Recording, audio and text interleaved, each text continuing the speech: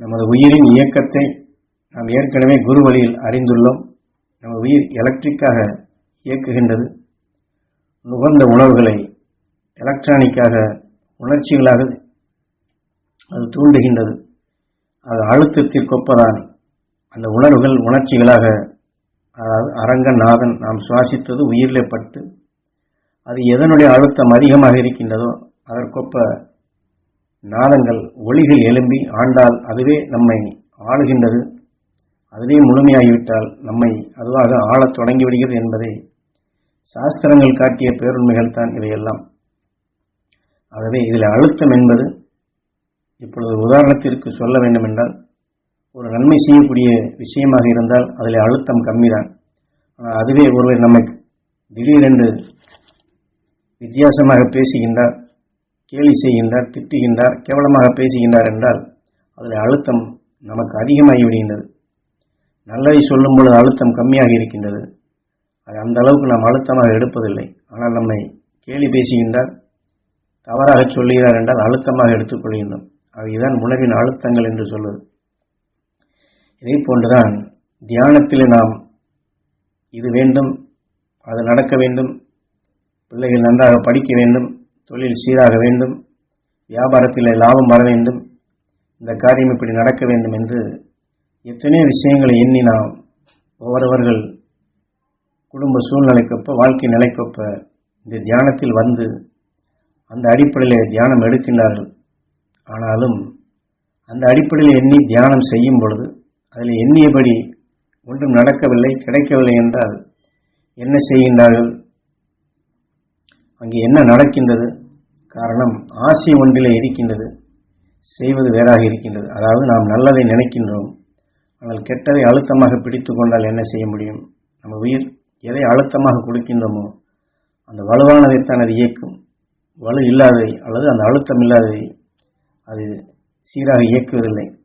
இப்பொழுது ஒரு பலகாரமே செய்கிறோம் என்றால் அதில் இன்னென்னவைகளை சேர்த்தால் ருசியாக வரும் என்று நினைக்கின்றோம். ஆனால் ஆசை இது ருசியாக வர வேண்டும் என்று இருந்தாலும் கலக்கும் பொருள்களை சரியாக சேர்க்கவில்லை என்றால் அது ருசியாக கொண்டு வரக்கூடிய நிலைகளை அந்த பக்குவம் அறியாது செயல்படுத்தினால் ருசி எங்கிருந்து வரும்? ஆசை இருக்கலாம் ருசியாக செய்ய வேண்டும் என்று, ஆனால் கலக்கும் பொருளையும் பக்குவத்தையும் அறியாது அதை செய்தோம் என்றால் சரியாக வராது. இதை போன்றுதான் துருவ நட்சத்திரத்தின் உணர்வை எடுத்து உங்களுக்குள் இருக்கக்கூடிய அல்லது நுகர்ந்த சங்கடமான தீமையான உணர்வுகளை அதை நீக்கக்கூடிய சக்தியாக சிந்தித்து செயல்படும் தன்மைக்கு அந்த பக்குவம் நீங்கள் பெற வேண்டும் என்பதால் தியானத்தையே கொடுக்கின்றோம். அது தியானம் என்பதை மட்டும்தான் எண்ணிக்கொண்டிருக்கின்றார்களே தவிர தியானத்தினுடைய நோக்கமே துருவ நட்சத்திரத்தின் உணர்வை பெருக்கி சங்கடத்தையோ சலிப்பையோ சோர்வையோ நீக்கி சிந்தித்து செயல்படக்கூடிய அந்த ஞானங்கள் பெற வேண்டும் என்பதற்குத்தான் இதை கொடுப்பது. ஆனால் பொருளை பற்றியோ மற்ற நிலையில எண்ணி அதை பெற வேண்டும் என்ற ஆசையில் வரப்படும் பொழுது நாளுக்கு நாள் அதையே கூட்டுகின்றார்கள், அதையே கவர்கின்றார்கள். ஆனால் அழுத்தமாக எண்ணி எடுக்க வேண்டிய துருவ நட்சத்திரத்தினுடைய சக்தியையும் ஞானத்தின் அடிப்படையிலே அதை நாம் முழுமையாக உணர வேண்டிய அழுத்தங்களையும் விட்டுவிடுகின்றார்கள். அதே சமயத்தில் அதை பயன்படுத்தக்கூடிய முறைகளையும் விட்டுவிடுகின்றார்கள். ஒரு கம்ப்யூட்டர் எலக்ட்ரானிக் என்ற நிலையில் தான் இயக்குகின்றது.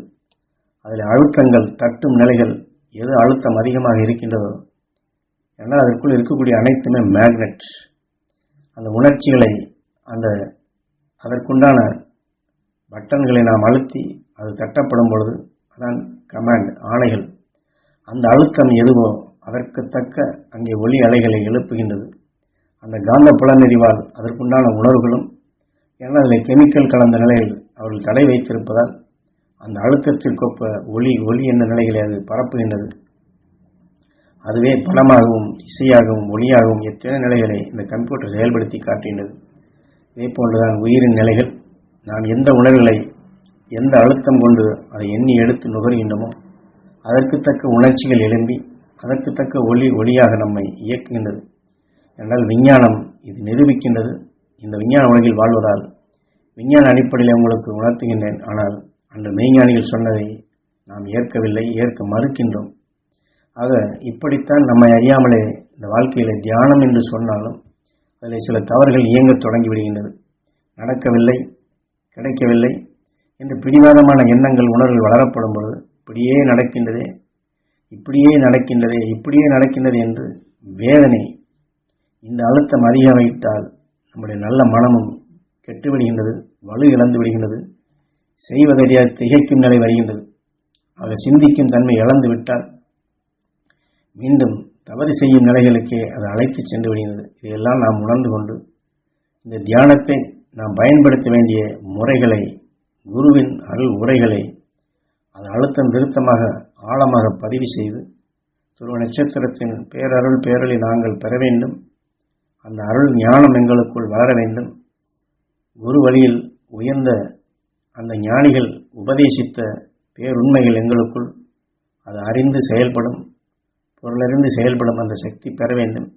சிந்தித்து செயல்படக்கூடிய சக்தி பெற வேண்டும். மனபலம் பெற வேண்டும். மகிழ்ந்து வாழும் சக்தி பெற வேண்டும்.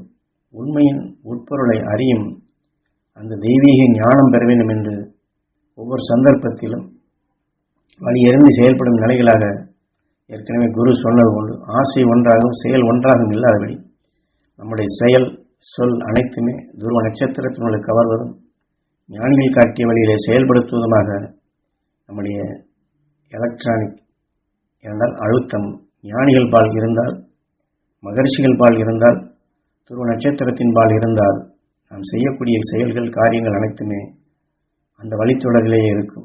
ஆனால் அதை விடுத்துவிட்டு பக்தி நிலைகள் சொல்வது போன்று இந்த கோயிலுக்கு சென்றால் இந்த தெய்வத்திற்கு இதை செய்தால் இது கொடுப்பார் என்று அந்த அடிப்படையில் நாம் இந்த தியானத்தை செய்தால் இது கிடைக்கும், இந்த தியானம் செய்தால் இது நடக்கும் என்று பக்தி நிலைகள் எண்ணுவது போன்று இல்லாதபடி துருவ நட்சத்திரத்தினுடைய சக்திகளை நாம் நமக்குள் நுகர்ந்து நம் அணுக்களுக்குள் அந்த உயிரின் துணை கொண்டு பெருக்கி அதை கணங்களுக்கு அதிபதியாக்கினோம் என்றால் அகசியன் அவன் துருவ நட்சத்திரமான நிலைகள், அவன் அகண்ட அண்டத்தின் நிலையில் எவ்வாறு அறிந்தானோ, அணுவின் ஆற்றலை அறிந்தானோ, அவன் அறிந்தது போன்று நாமும் எதையுமே பிளந்து பார்த்து உண்மையின் நிலைகளை அறியக்கூடிய சக்தியாக இருளை நீக்கி அங்கே பொருள் காணும் நிலைகளுக்கு நம்முடைய நினைவாற்றல் சென்றால் இந்த விஞ்ஞானம் நிரூபிப்பது போன்று நாமும் மெய்ஞானத்துடைய பேருண்மைகளை உணர்ந்து கொள்ள முடியும். என்றால் மெய்ஞானத்திலிருந்து வந்ததுதான் விஞ்ஞானம். மெய்ஞானத்தை பிடிக்கக்கூடிய தகுதி விஞ்ஞானத்திற்கு இன்றில்லை. ஆக ஞானிகளால் மகரிஷியால் உணர்த்தப்பட்ட அந்த மெய்ஞானத்துடைய வழித்தொடரிலே நாம் இந்த தியானத்தை மேற்கொண்டோம் என்றால் நாம் போகும் பாதை புலப்படும். வாழ்க்கையிலும் சரி, குடும்பத்திலும் சரி, தொழிலிலும் சரி, நமது அகத்திற்குள்ளும் சரி, உடல் இருக்கக்கூடிய அணுக்களுக்குள்ளும் சரி, இந்த உலகிலும் சரி, அகண்ட அண்டத்திலும் சரி நிகழும் நிகழ்ச்சிகளுக்குண்டான காரண காரியங்களை அறிந்து ஞானிகள் அல்வட்டத்திலே என்றும் நாம் இணைந்து வாழ முடியும். அந்த மகிழ்ச்சியோடு இணைந்து நாம் செயல்பட முடியும். எந்த ரிஷி, எந்த ஞானி இந்த பேருண்மைகளை நமக்கு நாம் எல்லாம் தெரிய வேண்டும் என்று உணர்த்தினார்களோ, இந்த தியானத்தின் அடிப்படையிலேயே உள்பொருளை அறிந்து அவருடைய துணை கொண்டு நாம் வாழ்க்கையில் வரக்கூடிய இன்னல்களிலிருந்து எளிதாக விடுபடலாம். இன்னல்களிலிருந்து விடுபட்டாலே சிந்திக்கும் திறன் கூடும். சிந்திக்கும் திறன் பெற்றால் நாம் போகும் பாதை தெளிவாகும். போகும் பாதை தெளிவானால் நம்முடைய மனநிலை அமைதி பெறும், மன மகிழ்ச்சி பெறும். அது மகிழ்ச்சி பெருக தொழிலும் குடும்பமும் அனைத்தும் சீராக சிறக்கக்கூடிய நிலைகளுக்கு அது வரும். அதைத்தான் தியானத்தை நாம் அருள்வழியிலே பயன்படுத்தக்கூடிய முறைகள் முக்கியம். எலக்ட்ரானிக் என்று உயிர் எலக்ட்ரிக்காக நெருப்பாக இருக்கின்றது. நாம் போடக்கூடிய அல்லது நாம் சுவாசிக்கக்கூடிய உணர்வுகள் தான் எலக்ட்ரானிக்காக மாறுகின்றது. துருவ நட்சத்திரத்தின் உணர்வை நாம் போட்டோம் என்றால் அதனுடைய இயக்கமாக நம்மை மாற்றும். துருவ நட்சத்திரத்தோடு இணைந்து வாழச் செய்யும், மகிழ்ச்சியோடு இணைந்து வாழச் செய்யும். அவரோடு இணைந்து வாழ்ந்தால் இந்த வாழ்க்கையில் என்றுமே நாம் பேரானந்த பெருநிலை பெறலாம். அதைத்தான் இந்த உபதேசத்தில் நமக்கு வழிகாட்டுகின்றார்கள்.